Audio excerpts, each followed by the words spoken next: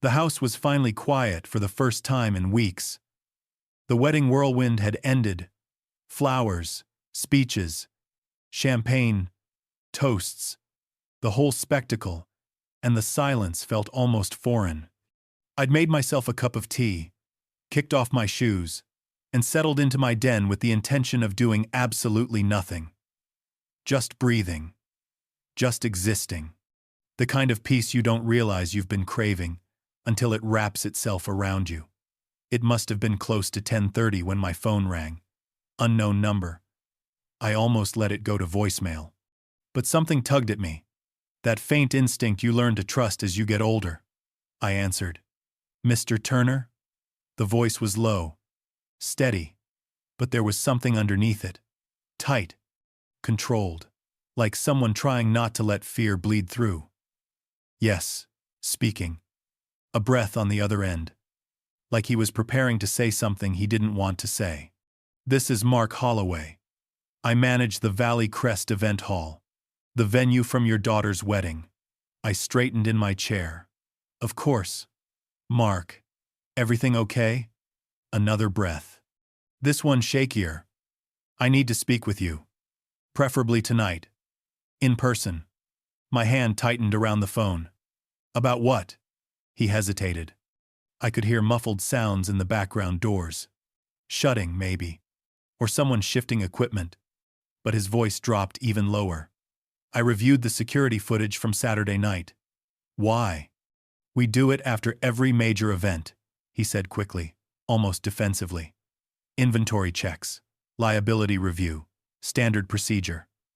He swallowed, loud enough that I heard it through the line. Then softer.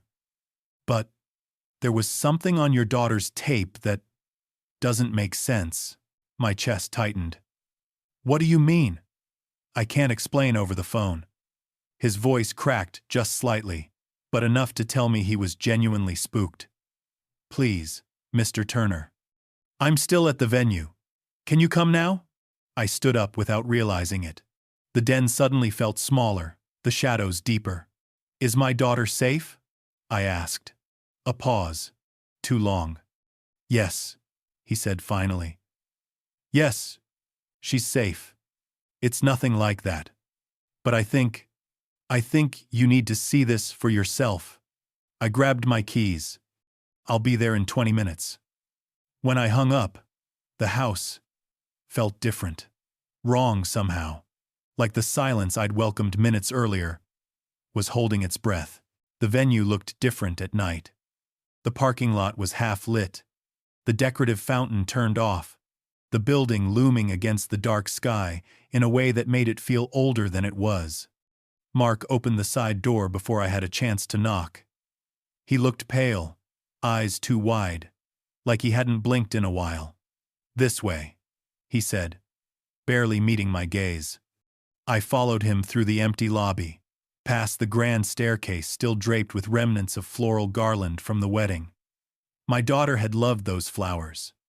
"The security office is in the back," Mark said, as we walked down a narrow hallway. "We keep the feeds archived for 30 days. I pulled the files as soon as I saw it." "Saw what?" I asked. He didn't answer. The office was small. One desk, 2 chairs, a wall of monitors, and metal filing cabinets lining the back. The hum of the computer equipment filled the room. Mark sank into the chair and clicked through a series of files, opening multiple camera angles from the ballroom. "This is after everyone left," he said. 2:37 a.m. The footage showed the banquet hall, dimly lit by emergency lights. Empty tables, abandoned centerpieces, a few fallen napkins drifting slightly in the air currents from the vents. Nothing unusual. Then Mark whispered, "Watch the far left entrance." At first, I didn't see anything. The shadows were thick in that corner. But then, a figure emerged slowly, almost drifting. My breath caught. It was my daughter, or someone who looked exactly like her. Same dress, except the hem was torn, ripped unevenly like she'd walked through thorns. She was barefoot, stepping carefully, her posture stiff, her head tilted slightly downward, That's impossible, I said. She left at midnight. We all left together. I know, Mark whispered. That's why I called you. The woman, my daughter, her double, whatever she was, crossed the room without looking up, her hair hanging forward like a curtain. Something about her movement was wrong. Like she wasn't walking so much as being pulled. Then, halfway across the floor, she stopped. Slowly, mechanically, she lifted her head toward the camera. Her face was wrong, smudged, blurred. Like the camera couldn't focus on her features. Keep watching, Mark said. His voice trembled. This is the part that doesn't make sense. The figure lifted her hand and pointed directly at the camera. Directly at us. And the screen flickered into static. I stepped outside to call her. The air had cooled, but it didn't help. I was sweating anyway, neck damp under my collar. The phone rang twice before she picked up. Hey, Dad, she said, voice warm, groggy. Everything okay? I tried to keep my tone even. Sorry to wake you. I just need to ask something. Did you go back to the venue after the wedding? What? No. Why? Are you sure? Not even to pick something up? Dad, I was home by midnight. Samuel and I split a bottle of wine, remember? You texted me. I sent you a picture of the cat on our luggage. She was right. I remembered now, her cat curled up beside the overnight bags. Time-stamped 12:17 a.m. She hadn't gone back. Why are you asking? She said. What's going on? Nothing, sweetheart. Just a question about the venue's security procedures. Go back to sleep. Okay. Love you. I ended the call and went back inside, closing the heavy door behind me. Mark hadn't moved. He was still watching the frozen frame, where the figure, my daughter's double, pointed directly at the camera. She says she never returned, I said. She didn't, Mark replied. Look at this. He rewound the footage 10 minutes. The room empty again. Then, without warning, the double vanished. No walking off screen. Just gone. Lights overhead flickered once. Then the west hallway camera popped up. A side door opened. No one came through. It stayed open for a moment, then slammed shut hard enough to shake the camera. There's more, Mark muttered. He clicked through feeds. Camera 9, the hallway near the kitchen. Another glitch. A few seconds of black screen, then static. Then, for just 3 frames, a man appeared. Formal wear. Tuxedo. His face was pale, turned slightly away from the camera, but he was standing behind the bride's double, too close, too still. The glitch snapped back to normal. Empty hallway. No one there. You saw that, right? Mark asked. I nodded slowly. Go back. Pause it on him. I tried. You can't. It only appears during playback, not when scrubbing through manually. He tried again. Rewind. Play. The man flickered into view for less than a second, then gone. We ran 12 weddings last year, Mark said. We've never seen anything like this. I sat down slowly. What are we looking at? Mark didn't answer. He was already opening another folder. The footage from the back entrance was blank. Not corrupted, not glitched, just gone. A clean cut. Mark ran the file forward again, 1 frame at a time. The timestamp jumped from 2:44 to 3:11 a.m. A 27-minute hole. Nothing else was affected. He said, just this feed, 1 camera, 1 stretch of time. Could someone have deleted it? I asked. That's the thing. It's not deleted. If it was, the file metadata would show a gap. This is overwritten. Overwritten by what? I don't know. He leaned back in his chair, rubbing his face with both hands. There's more. He clicked. Open a folder labeled Service Corridors. This part of the building is staff only. I wouldn't have reviewed it at all. Except I noticed a guest on one of the feeds. Someone who shouldn't have been there. He hit play. Camera 14. A narrow hallway behind the kitchen. At 2:41 a.m., a man in a navy suit, mid-40 seconds maybe, bald, a little heavy, walked calmly down the corridor. No badge. No staff lanyard. A guest. I didn't recognize him. He opened a door marked maintenance and stepped inside. The door shut behind him. Mark fast-forwarded. 3 hours. 4. 6. He never comes out, he said.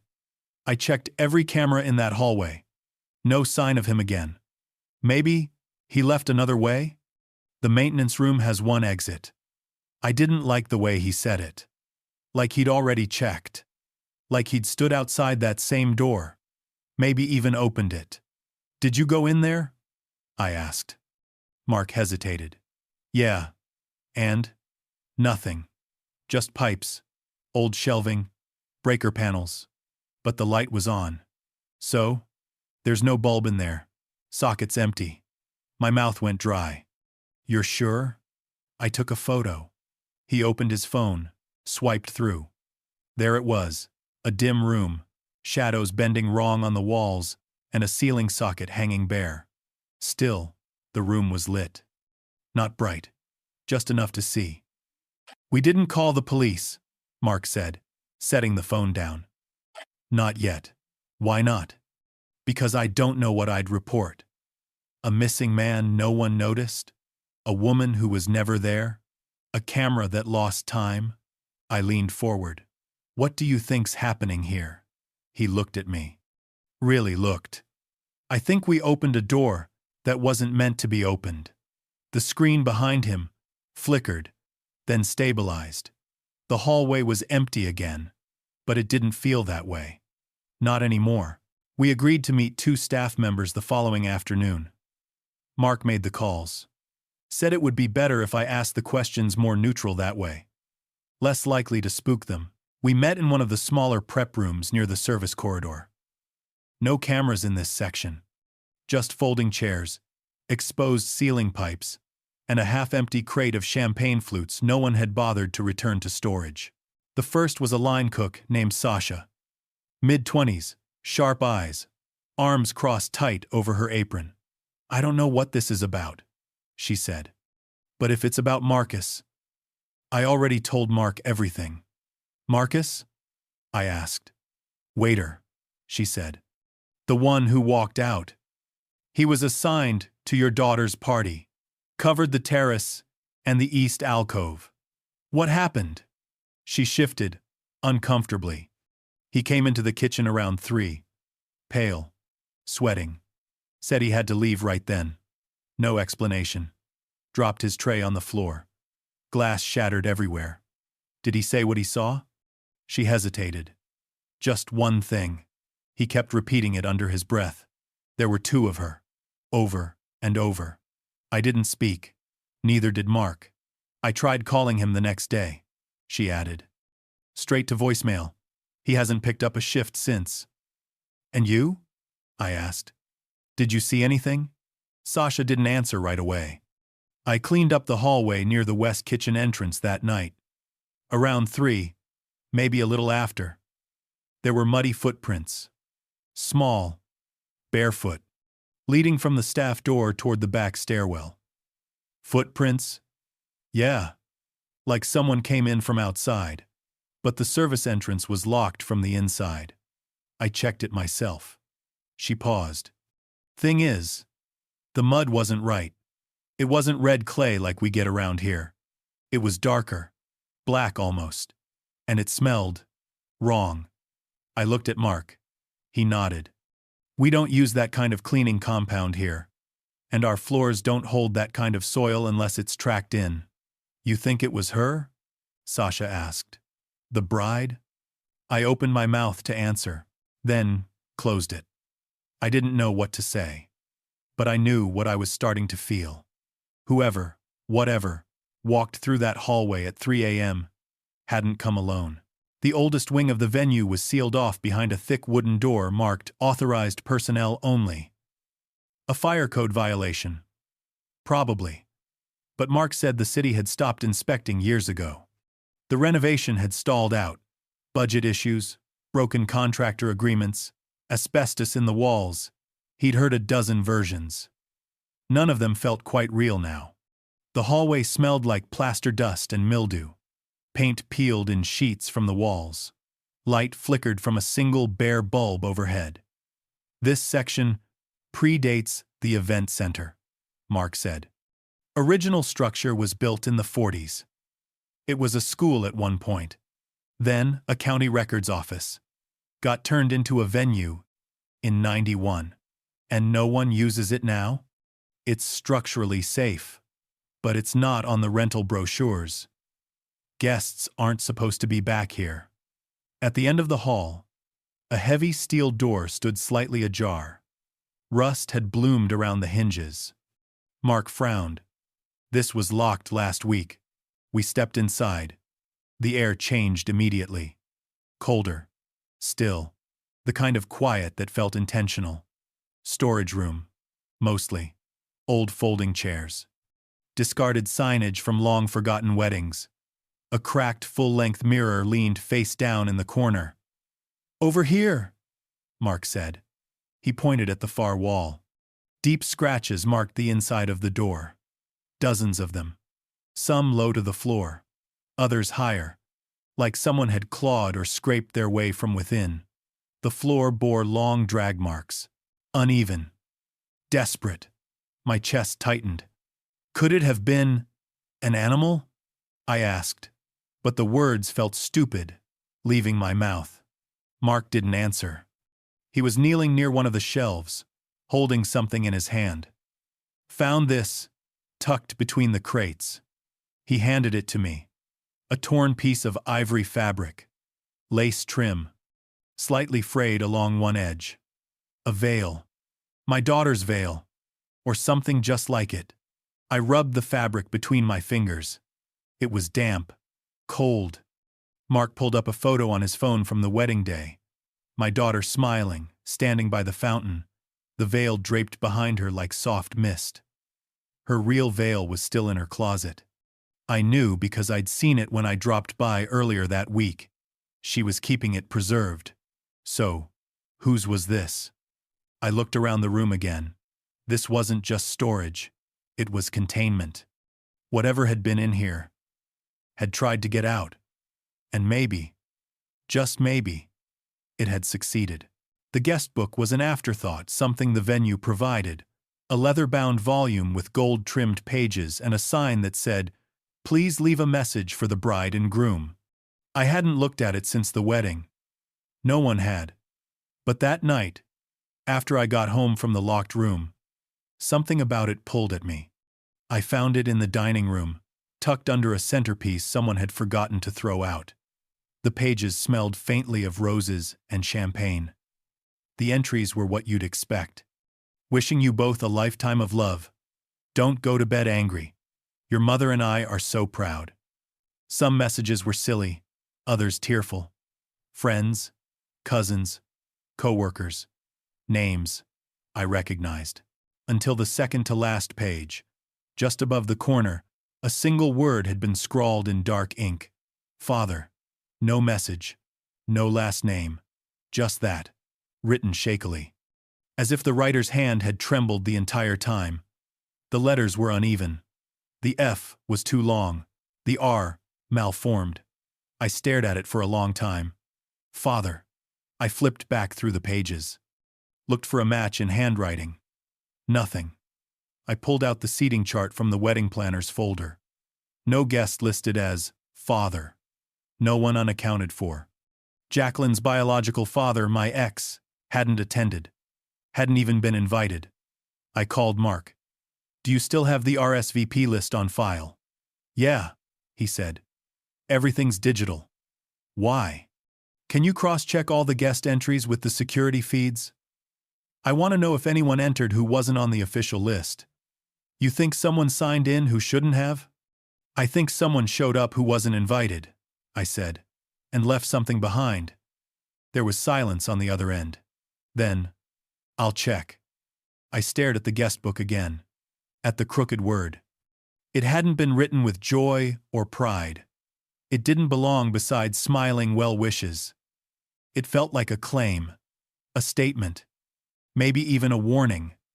Whoever wrote it didn't want to be remembered. They wanted to be recognized.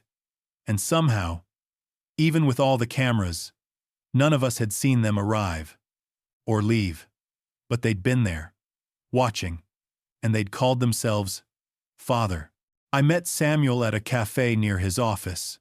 I told him it was about the venue, that I needed a few details for the insurance forms.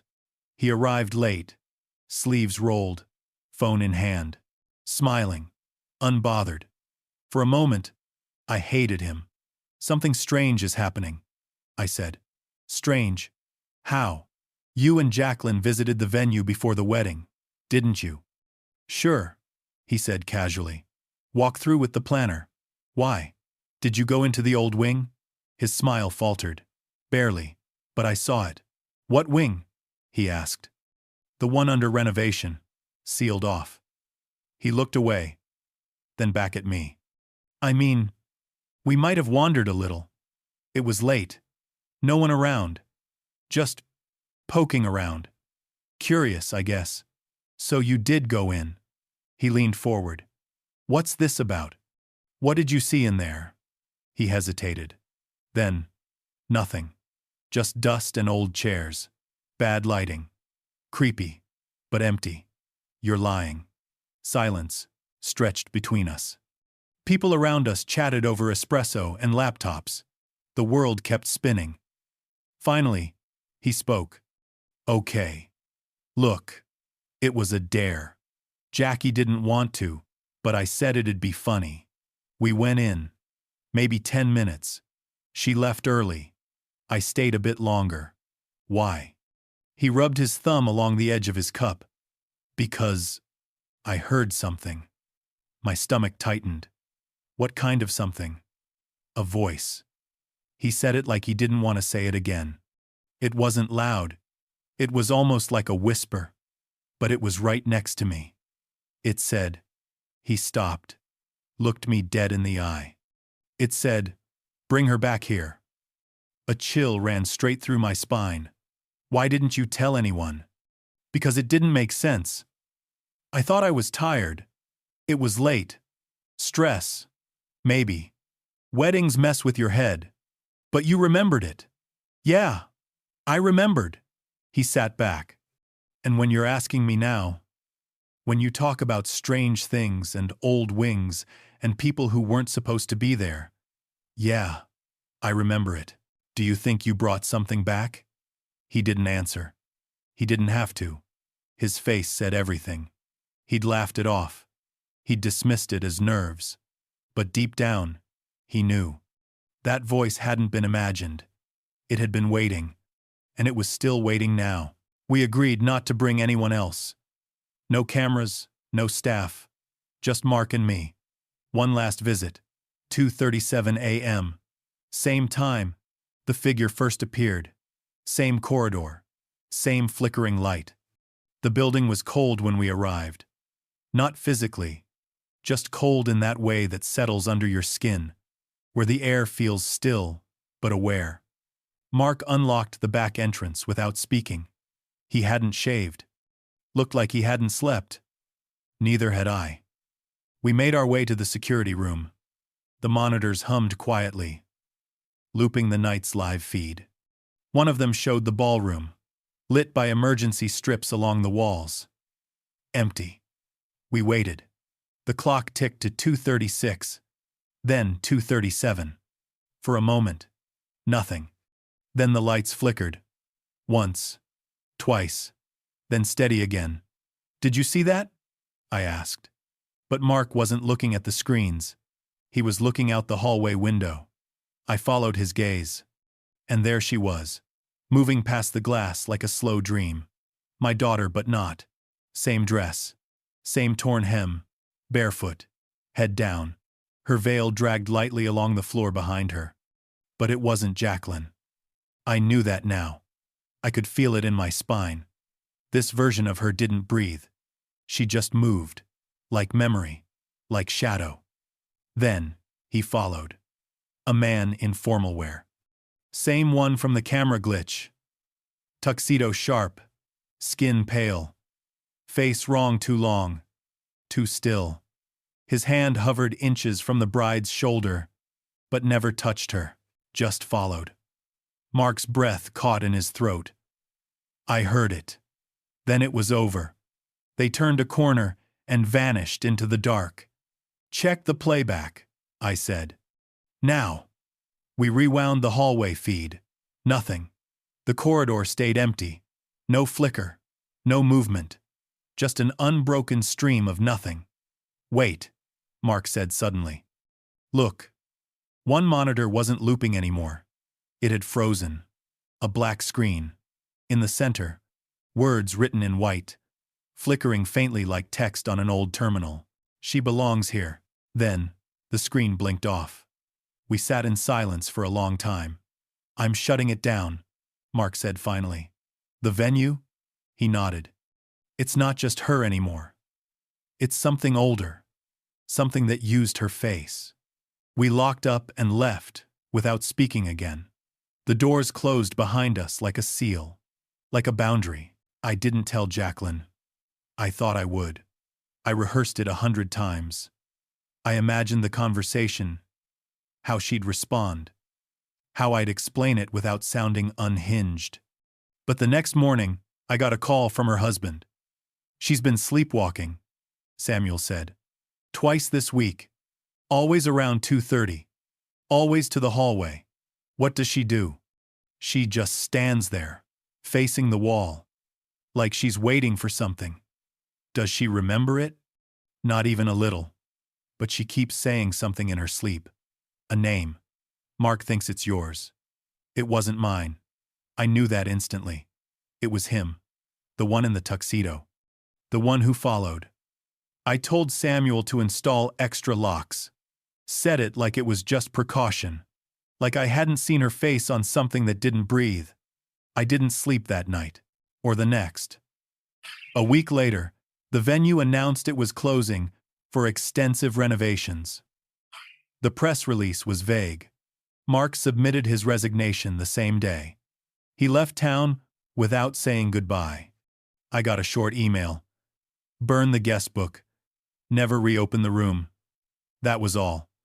I didn't burn it. I kept it in my study, wrapped in a towel, sealed in a box. I don't know why. Maybe because I needed proof. Maybe because part of me still wasn't sure it had happened. Then the envelope arrived. No return address. Just my name, typed in a courier font. Nothing else. I opened it slowly. Inside was a single photograph. One of the official wedding shots. Jacqueline, Samuel, the bridal party. All smiles under the archway at the botanical garden. Everyone radiant. Everyone perfect. I'd seen this photo before. It had been framed in my hallway for weeks. But this version was different. In the far left corner, partly obscured by the edge of a floral arrangement, was a man. Tuxedo. Pale face. Watching. Not blurred. Not hidden. Just there. Like he'd always been there. Like he belonged. I stared at that photo for a long time. Long enough to hear the clock tick over to 2:37. Long enough to know I would never hang it on a wall again. Some things aren't meant to be remembered. Some doors, once opened, never really shut. This story was brutal. But this story, on the right-hand side, is even more insane.